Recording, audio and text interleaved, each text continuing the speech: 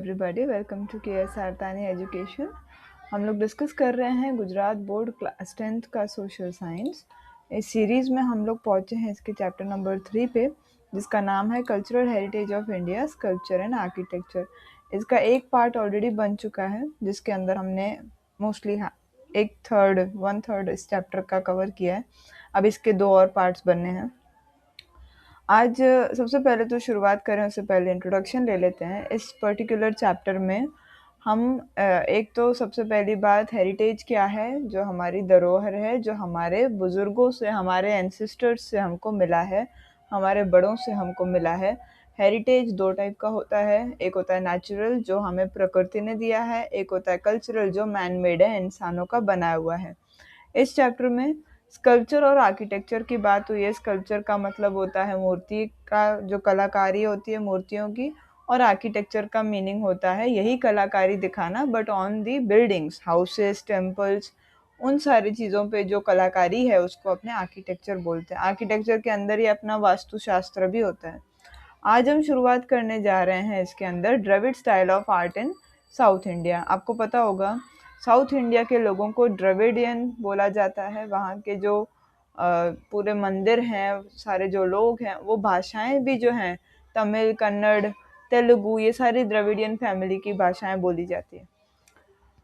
कृष्णा और गोदावरी नदियों के जो आसपास के जो इलाके हैं, वहाँ पर बहुत सारे बुद्धिस्ट स्तूपा बनाए गए। किसके राज्य में, किसके रीन में, तो वो है सतवाहन किंग्स। जब वहाँ पर राज्य कर रहे थे तब ये सारे बनाए गए। इनका आकार सेमी सर्कल, ओवल और बेल शेप्ड होता था। सेमी सर्कल यानी आधा गोलाकार, ओवल यानी कि गोल लेकिन थोड़ा सा जैसे ओवल थोड़ा सा पिचका हुआ होता है, और बेल शेप्ड होते थे। नागार्जुन कुंड, अमरावती, ये सारे बेस्ट एग्जाम्पल्स हैं द्रविड़ स्टाइल ऑफ आर्ट के। जो कोला किंग्स होते थे उन्होंने द्रविड़ स्टाइल को अपनाया था और बहुत आगे तक इसको पहुंचाया भी था। गुप्ता पीरियड देखें सबसे पहले। आर्किटेक्चर, स्कल्पचर, पेंटिंग, डांसिंग और म्यूजिक गुप्ता पीरियड के दौरान बहुत ज़्यादा बढ़ गया, फ्लरिश कर गया। पार्वती टेम्पल जो कि जबलपुर निनावा में है, बुमारा नगोड़ा शिवा टेम्पल है। ईरान मध्य प्रदेश में जो है नरसिंह टेम्पल, गोप मंदिर है जामनगर में। उसके अलावा सारे स्तूपा, चैत्य, मठ, विहार, फ्लैग, पिलर, ये सब एक बड़े ही अद्भुत एग्जाम्पल्स हैं गुप्ता आर्ट के। गुप्ता पीरियड को आर्ट का गोल्डन पीरियड कहा जाता है। ये बहुत बार आता है एमसीक्यूज और फिल इन द ब्लैंक्स में। जो सारनाथ पे जो बुद्ध स्टैचू है, जिसको हमारा आपने देखा होगा कहीं, ये बुद्ध स्टैचू जो सारनाथ की, ये बहुत सारी जगहों पर ऐसी बनाई जाती है। लॉर्ड विष्णु की जो मूर्ति है मथुरा में, महावीर स्वामी की है, उदयगिरी की केव्स जो हैं, विष्णु भगवान की मूर्ति है। ये सारे विष्णु भगवान की मूर्ति वाराह फॉर्म में जो है, वाराह उनका एक अवतार था, उसमें है। ये सब गुप्ता पीरियड के एक बेस्ट एग्जाम्पल्स हैं, बेस्ट स्पेसिमेंट्स हैं। आगे बढ़ें, केव आर्किटेक्चर के बारे में देखें तो ये एक man made place of beauty इसको बोलते हैं। यानी कि है गुफाएं वैसी ही बनी हुई हैं, लेकिन उनके अंदर भी उन्होंने अपनी कलाकारी की है। बेस्ट एग्जाम्पल हैं अजंता एलोरा केव्स जो कि औरंगाबाद में है। एलिफेंटा केव्स मुंबई के पास है। उदयगिरी और बाग जो ग्वालियर के पास है। भुवनेश्वरी उड़ीसा में है। खंडगिरी और नीलगिरी ये सब आपके गुप्ता पीरियड के टाइम के केव आर्किटेक्चर के बेस्ट एग्जाम्पल्स हैं, फेमस हैं। यहाँ पर बहुत लोग जाते हैं देखने। खम्बालीड़ा गोंडल में है गुजरात में। ढांक राजकोट में है। 3 गुफाएं हैं जूनागढ़ में। तालाजा, सना, ये सारी केव्स भी गुजरात में पाई जाती है। अशोका की जो केव्स हैं वहाँ पर ये जो केव्स थी अशोका की, बर्बर माउंटेन, यहाँ पर स्पेलिंग माउंटेन की गलत है। 3 गुफाएं थी, 16 किलोमीटर दूर हैं गया से। ये बताया जाता है कि क्या क्या काम अशोका ने भी किया था, जो उन्होंने चैरिटी की थी, जो उन्होंने दान पुण्य किया था। असम, दार्जिलिंग और सुदामा केव जो बिहार में है, सीता मैया की गुफा है, ये सब केव आर्किटेक्चर के लिए बड़े प्रसिद्ध जगहें हैं। अजंता एलोरा केव्स के बारे में डिटेल में बात होगी अपने चैप्टर नंबर 6 में। गुजरात की केव्स की बात करें तो 3 ग्रुप्स हैं हमारे यहाँ पर जूनागढ़ में। पहला नाम आता है भावप्यारा, फिर है ऊपरकोट और फिर है खापरा और केडिया। भव प्यारा जो केव है ये भव प्यारा मठ के बाजू में है। ये 3 लेयर्स में है, एक दूसरे को 3 लेयर्स में ये आती हैं और एक दूसरे को ये राइट एंगल पे इंटरसेक्ट करती हैं। कुल मिला के 16 केव्स हैं, जिसमें से 4 पहली लाइन में हैं, दूसरी लाइन में 7 हैं और तीसरी लाइन में 5 हैं। पॉसिबली ये फर्स्ट और सेकंड सेंचुरी एडी यानी कि एनो डोमिनी में ये इनको बनाया गया था। ऊपर कोट डबल स्टोरीड है। डबल स्टोरीड का मतलब होता है 2 मंजिला है। इनको देख के इनके जो रिमेन्स हैं, इनके जो बचे खुचे अंश हैं, इनको देख के कोई भी ऐसा बोल सकता है कि ये सेकेंड सेंचुरी के दौरान बनाए गए थे और फोर्थ सेंचुरी के सेकेंड सेंचुरी के अंत में और फोर्थ सेंचुरी के शुरुआत तक ये बनाए गए। मतलब कुल मिलाकर के पूरा तीसरा सेंचुरी इनको बनाने में निकल गया। खापरा केडिया की जो गुफाएं हैं, कुंड, यहाँ पर एक और गुफाएं हैं, इनके रिमेन्स को देख के बोल सकते हैं कि ये फ्लोर्ड केव्स थी, यानी कि एक ही जमीन पर ये हैं। ये हो सकता है इनको तीसरी सदी में बनाया गया है। यहाँ पर 20 पिलर हैं और अब सारे खराब हो चुके हैं, खंडर हो चुका है। रूइंस यानी कि कुछ बचे खुचे अवशेष आप यहाँ देख पाएंगे। खम्बाड़िया की जो केव्स हैं ये 1959 एडी में हमको मिली थी। खम्बालीड़ा जो है ये गोंडल के नज़दीक है, 70 किलोमीटर दूर है राजकोट से। इनमें से 3 जो हैं बड़ी रिमार्केबल हैं, बड़ी अच्छी हैं।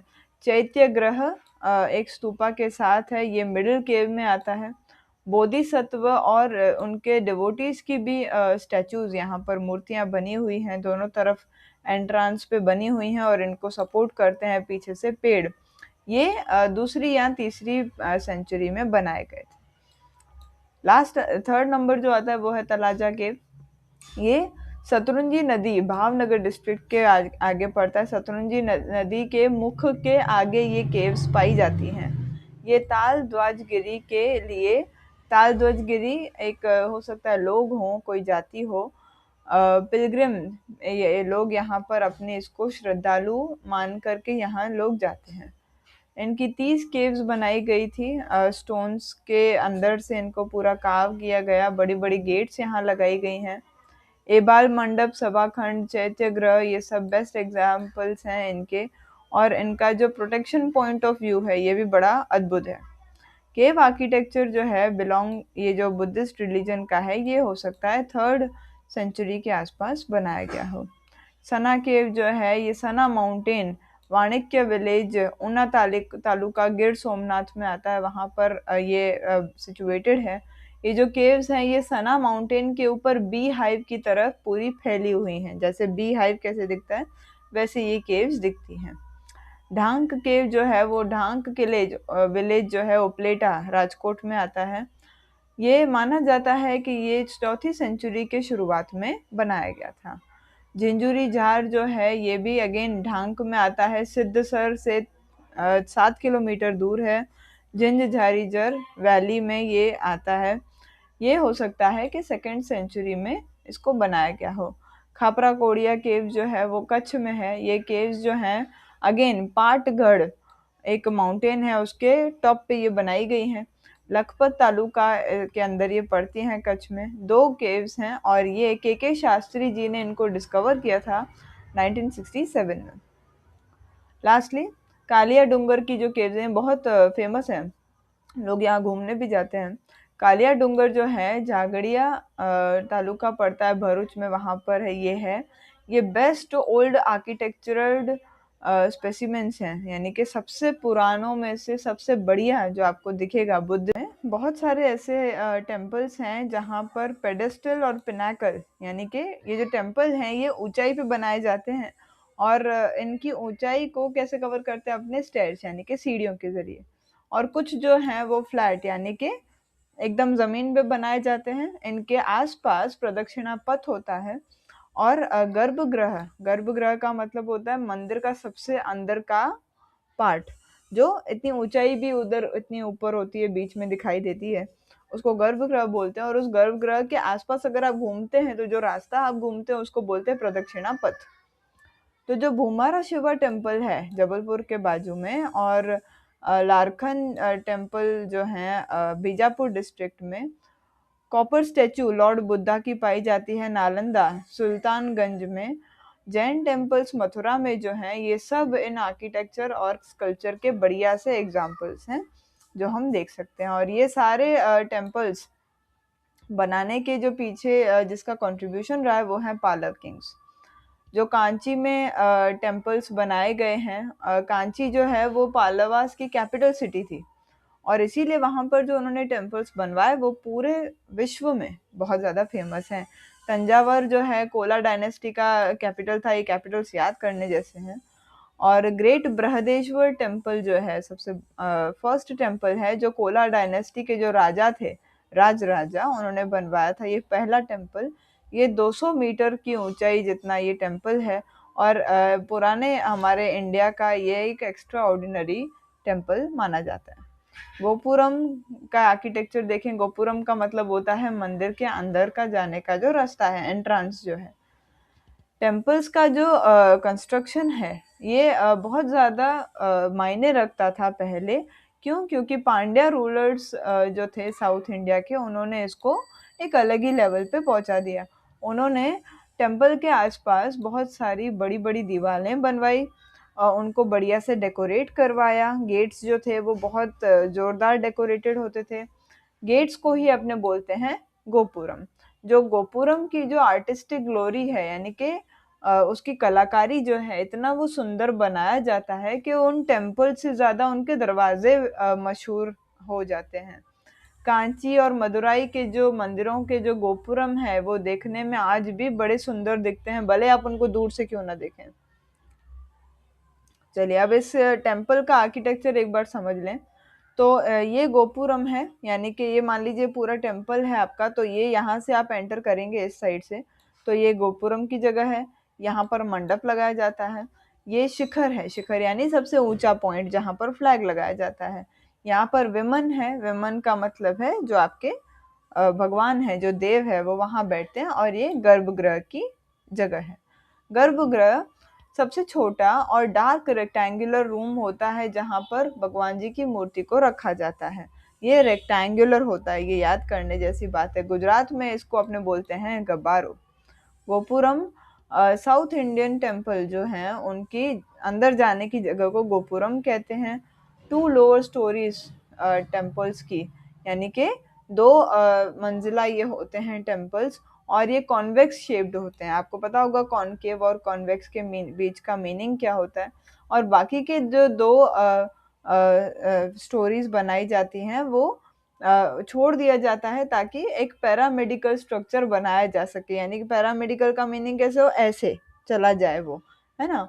और इसी को ये ही गोपुरम को स्ट्रॉन्ग बनाता है। मंडप यानी कि बड़ा सा हॉल बनाया जाता है जहाँ जो मेन गेट के एग्जैक्टली सामने होता है। बहुत ज़्यादा बड़ा ये एरिया होता है। पिनाकल यानी कि शिखर, शिखर का मतलब होता है एकदम ऊंचाई वाला पॉइंट। ये जो एक्सटीरियर पॉइंट होता है, पॉइंटेड, पॉइंटेड यानी इसको पॉइंट किया जाता है एकदम ऐसे ऊंचाई वाला, ऐसे होता है, ये पॉइंट होता है, राइट। गर्भगृह के टॉप पे होता है ये, और इसीलिए इसको पिनाकल बोलते हैं। ये या तो गोल्ड या तो ब्रास से पूरा प्लेट किया जाता है, या तो सोने से पूरा इसको प्लेट करते हैं, या ब्रास यानी कि आपका जो तांबा, इससे इसको प्लेट किया जाता है। विमन एक पार्ट है टेम्पल का, ये सेमी सर्कल या स्लोपिंग शेप में होता है, या तो ऐसे होगा या तो सेमी सर्कल शेप में होगा। इसमें बहुत सारी ऐसे स्टोरीज होती हैं और ये एक पिरामिड की तरह लगता है। यानी कि ये जो जैसे पिरामिड अपने उसमें बनाते हैं, जो कृष्ण भगवान की जन्माष्टमी होती है तो ऐसे लोग चढ़ते जाते हैं ना एक दूसरे को, वो पिरामिड होता है। उड़ीसा में जो सन टेम्पल है ये चैरियट टेम्पल का एक फॉर्म है। बृहदेश्वर टेम्पल तंजावुर का, वो भी 13 स्टोरीड उसके पास गोपुरम है, 13 मंजिला गोपुरम है वहाँ पर। मेटेलिक और स्टोन आइडल्स इस एज की बड़ी खूबसूरत बनाई जाती थी। जो नटराज की जो ब्रॉन्ज स्टैचू है ये बेस्ट एग्जाम्पल है उस टाइम के आइडल्स का। जो कोला टेम्पल्स जो हैं उन्होंने अपनी एज में इतना, जैन टेम्पल्स और आर्किटेक्चर ऑफ गुजरात जो है वो करेंगे अगले पार्ट में। Thank you so much for patient hearing. Have a good day.